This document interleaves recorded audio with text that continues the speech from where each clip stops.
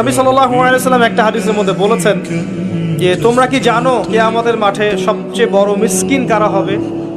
সাহাবায়ে কেরাম বলছেন আমরা তো মনে করি যার সম্পদ কম, অর্থবিত্ত কম, সেই সবচেয়ে বেশি মিসকিন, সবচেয়ে বড় মিসকিন।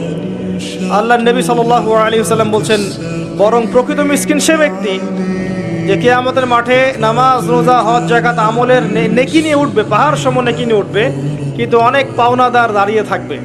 কারো হক নষ্ট করেছে, কারো গীবত করেছে, কারো কাউকে অপবাদ দিয়েছে, কাউকে অত্যাচার করেছে, সবাই দাঁড়িয়ে থাকবে। এদের হক আদায় না করা পর্যন্ত সে পুলসিরাত পার হতে পারবে না।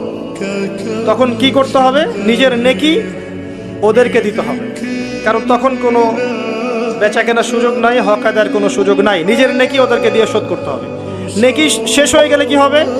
অন্যের গুনাহ তার আমলনামায় আসবে, পরে দেখা যাবে ওই ব্যক্তি জান্নাতে চলে গেছে আর এই ব্যক্তি পাহাড় সমান নেকি নিয়েও জাহান্নামে চলে গেছে।